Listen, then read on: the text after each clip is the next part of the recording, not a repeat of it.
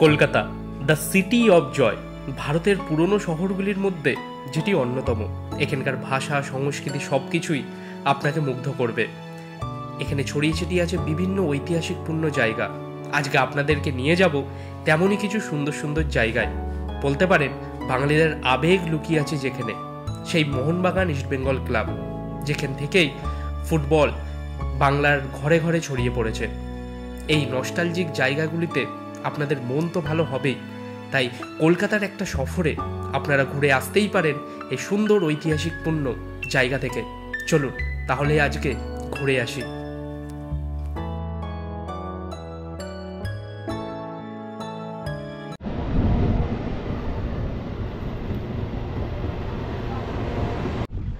এই সুন্দর দৃশ্য দেখে মনে হয় এখনও কিন্তু ভালোবাসা বেঁচে আছে।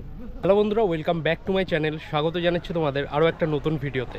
আজকে আমি তোমাদের কলকাতার বেশ কয়েকটি সুন্দর সুন্দর জায়গা ঘুরে দেখাবো। গেলে তোমাদের মনে হবে একটু নস্টালজিক। এইসব জায়গা হচ্ছে বহু পুরনো দিনের, বহু ইতিহাস এইসব জায়গার সাথে জড়িত।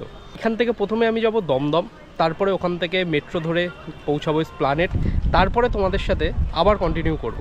তাই চ্যানেলে প্রথম হয়ে থাকলে অবশ্যই কিন্তু চ্যানেলটাকে সাবস্ক্রাইব করে পাশে থাকা বেল আইকনটা প্রেস করে রাখো পরবর্তী ভিডিওগুলোর নোটিফিকেশান পাওয়ার জন্য।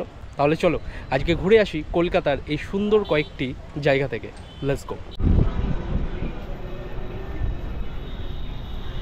সময় হয়েছে দুপুর 1:30। এই মুহূর্তে পৌঁছে গেছি এসপ্ল্যানেড, মানে ধর্মতলার একদম প্রাণ কেন্দ্র। এটি হচ্ছে কলকাতার মধ্যে সবথেকে বড় বাস স্ট্যান্ড। এখান থেকে ইন্ডিয়ার সমস্ত জায়গার বাস কিন্তু ছাড়া হয়। এটা শুনছি কিছুদিন পর বন্ধ হয়ে যাবে এই জায়গাটা, এবং এই বাস স্ট্যান্ডটা সরে যাবে কার্জন পার্কের দিকে, যতটা আমি শুনেছি। নিউজে আরও ঠিকঠাকভাবে বলবে কিছুদিনের মধ্যে। আর এই বাস স্ট্যান্ড একদমই শহীদ মিনারের সামনে অবস্থিত। পৌঁছে গেছি কলকাতার অত্যন্ত পৌরাণিক একটি জায়গা, একদম শহীদ মিনারের একদম সামনে। এই হচ্ছে কলকাতার আরও একটি বহু পৌরাণিক জায়গা, শহীদ মিনার। এইদিকে হচ্ছে বাস স্ট্যান্ড, আর এইদিকে হচ্ছে এসপ্ল্যানেড মেট্রো, আর ওইদিকেই হচ্ছে ধর্মতলা মেন মার্কেট। আর এই দিক থেকে যদি সামনের দিকে এরম যাওয়া যায় তাহলে এইদিকে পড়বে হচ্ছে তোমার ইডেন গার্ডেন্স। ইডেন গার্ডেন্স হচ্ছে যেখানে তোমার ক্রিকেট খেলা হয়, আর তারপরে হচ্ছে সব ফুটবল ক্লাবগুলো পড়বে। এই হচ্ছে যাওয়ার রাস্তা। শহীদ মিনারের সামনেই না এরকম প্রচুর সুন্দর সুন্দর বসার জায়গা। দেখো কত পায়রা এখানে, বিকেলের টাইমে আরও বেশি থাকে। এ দেখো,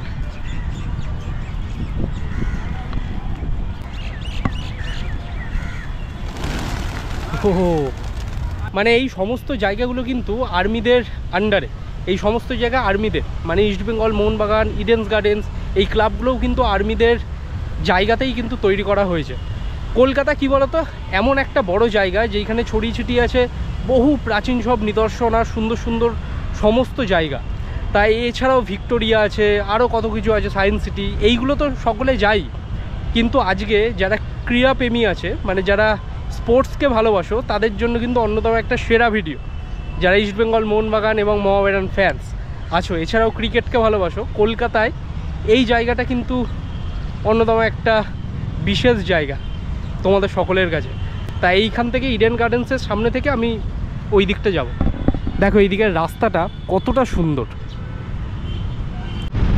সামনেই দেখা যাচ্ছে ইডেন গার্ডেন্স। এই রাস্তা দিয়ে সামনের দিকে গিয়ে রাস্তা পারাপার করতে হবে, তারপরে আমরা ওই পাশটা যেতে পারবো। মানে আমাদের ওই দিকে তো যেখান থেকে সেখান থেকে রাস্তা পারাপার হয়, কিন্তু কলকাতায় রয়েছে প্রচুর ট্রাফিক রুলস, যেগুলো না মানলে দিতে হবে ফাইন।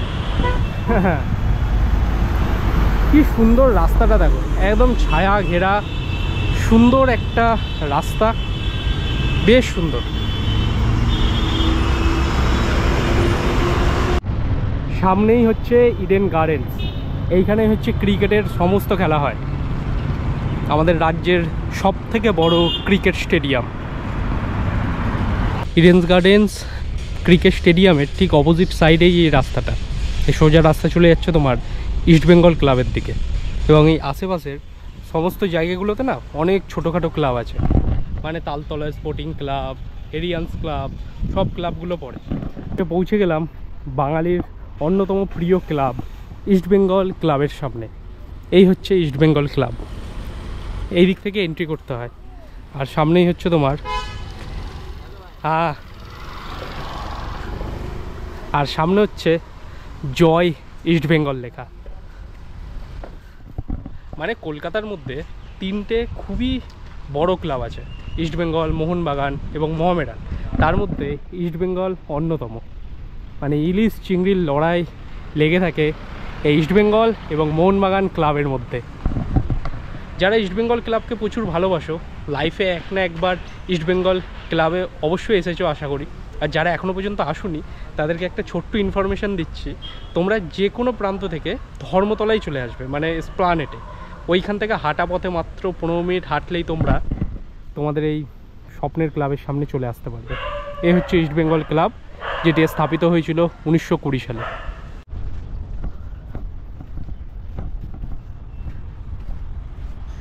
এই হচ্ছে ইস্ট বেঙ্গল ক্লাবের মাঠ।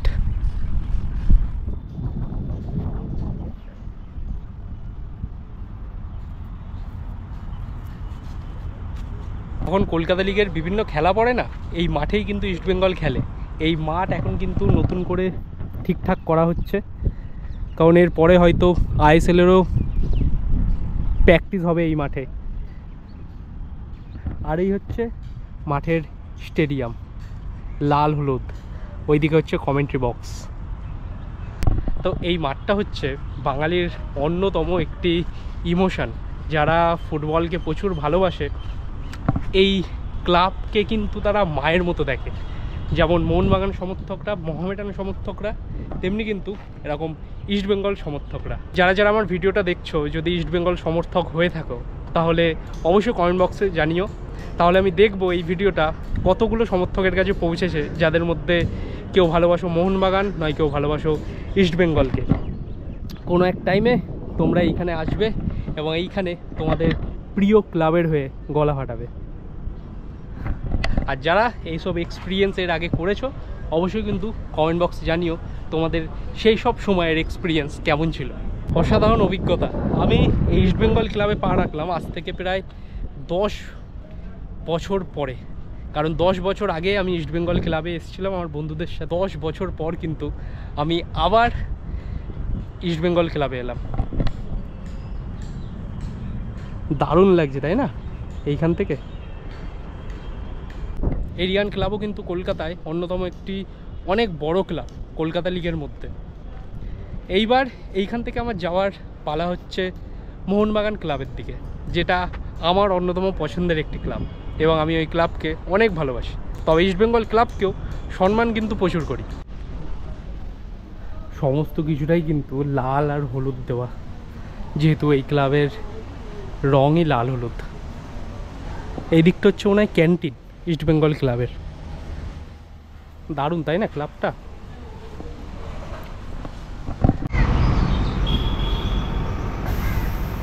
ইডেন গার্ডেন্সের একদম পাশ থেকেই যাচ্ছি মোহনবাগান ক্লাবের দিকে। তোমরা যদি ধর্মতলা প্রপারলি আসো না, ধর্মতলায় তো শপিং করার একটা best market, Dharmatala market, fancy market, Hogg market, এছাড়াও জার্সি মার্কেট, এই জায়গাগুলোও কিন্তু ভিজিট করতে হবে। কলকাতা মানেই যে শুধু Victoria Memorial, science city, Kalighat, আরও যত সুন্দর সুন্দর জায়গা আছে এইগুলো না, কলকাতায় কিন্তু এই স্পোর্টসের জায়গাটাও কিন্তু অন্যতম সুন্দর একটি জায়গা, মানে ধর্মতলার মধ্যে। তাই আজকে আমি একটু কলকাতা এই ট্যুর প্ল্যানের মধ্যে কিছু ডিফারেন্ট তোমাদেরকে দেখালাম। যদি তোমরা একটু অন্যরকম একটা জায়গা ভিজিট করতে চাও, যারা স্পোর্টসকে ভালোবাসো, তোমাদের জন্য আজকের ভিডিওটা আশা করি ভালো। আর এই হচ্ছে ইডেন গার্ডেন ক্রিকেট স্টেডিয়াম।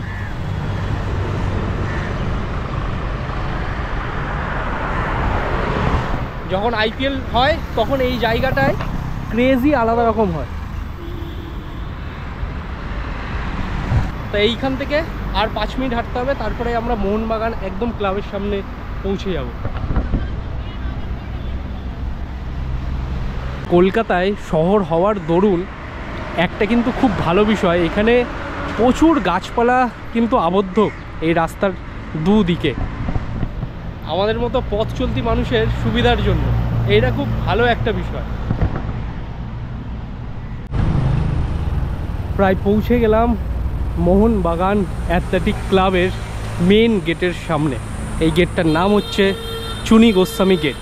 এটাই হচ্ছে এন্ট্রি করতে হয় এই গেট দিয়ে ভেতরে। 1889 খ্রিস্টাব্দে এই মোহনবাগান ক্লাব তৈরি হয়েছিল।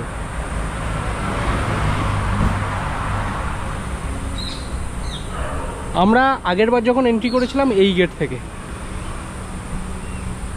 এইদিকে হচ্ছে মোহনবাগান স্টেডিয়াম। অবশেষে পৌঁছালাম আমার প্রিয় ক্লাবের একদম ভেতরে। এইটা হচ্ছে মোহনবাগান ফুটবল ক্লাব। এখানে লেখা আছে আই লাভ মোহনবাগান। জায়গাটা দেখেছো, আলাদাই।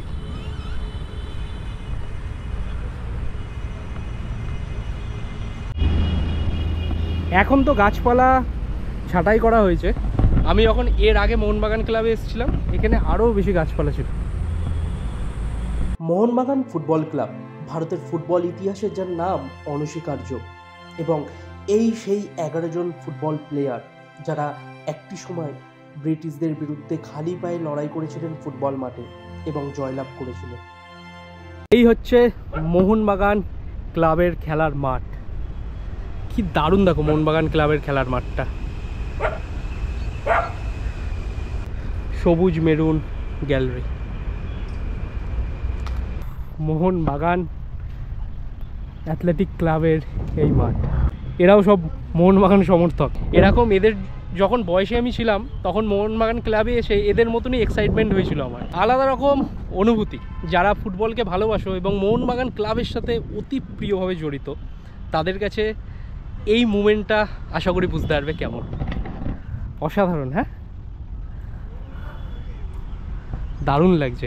আর এখান থেকে তোমার ইডেন্স গার্ডেন, ক্রিকেট স্টেডিয়ামটাও দেখা যাচ্ছে। এটা কিন্তু বহু পুরনো এই ক্লাব। এই ক্লাবে চুনি গোস্বামী থেকে শুরু করে সুব্রত ভট্টাচার্যের মতো বড় বড় প্লেয়াররা খেলেছে। বর্তমানে এই ক্লাবেই আরও অনেক বড় প্লেয়ার আসবে। শন নদী থেকে শুরু করে সবাই কিন্তু খেলে গেছে এই মোহনবাগান ক্লাবে। আর যেমন ইস্টবেঙ্গল ক্লাবও দেখালাম, ডুডং থেকে শুরু করে ওই ক্লাবেও দেবজিৎ ভট্টাচার্য, আরও অনেক পুরনো দিনের প্লেয়াররা খেলেছে। এইসব আবেগ, এইসব মুহূর্ত মানে ফুটবলকে না ভালোবাসলে তোমরা ফিল করতে পারবে না।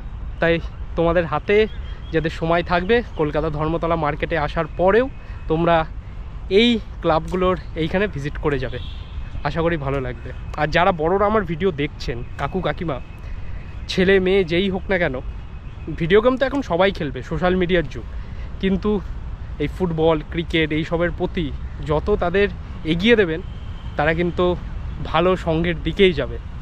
কলকাতার এই ধর্মতলা ময়দানের ওপর থেকে এখন হাঁটছি, একদম স্প্লানেড মার্কেটের দিকে যাচ্ছি। আর এই দিকেই হচ্ছে তোমার মোহামেডান ক্লাব পড়বে। মোহামেডান ক্লাবে এই মুহূর্তে আর গেলাম না, মোহামেডান ক্লাবেও কাজ চলছে। তা এইখান থেকেই কিন্তু সেই শহীদ মিনার দেখা যাচ্ছে। এইবারে আমি তোমাদেরকে দেখাবো আরও একটি সুন্দর মার্কেট, যেটা ধর্মতলায় এসে আমি এর আগেও কভার করেছি, জার্সি মার্কেট। সেটা এবার তোমাদেরকে দেখাবো। জার্সি মার্কেটে ধর্মতলায় এলে যদি না যায় না, মনে হয় যে যাত্রাপথটা অসম্পূর্ণ হয়ে গেছে। তাই ধর্মতলা মার্কেটে এখন আমি যাব এবং সেই জার্সি মার্কেটটাও তোমাদের আরও একবার ভিজিট করাবো। হ্যালো,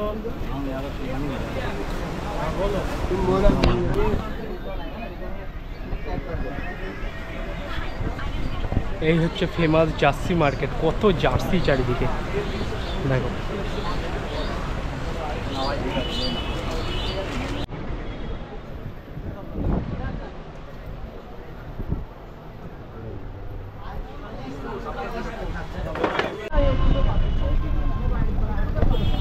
জার্সি মার্কেটের ভেতরে আর বাইরে প্রচুর এরকম জার্সি আছে।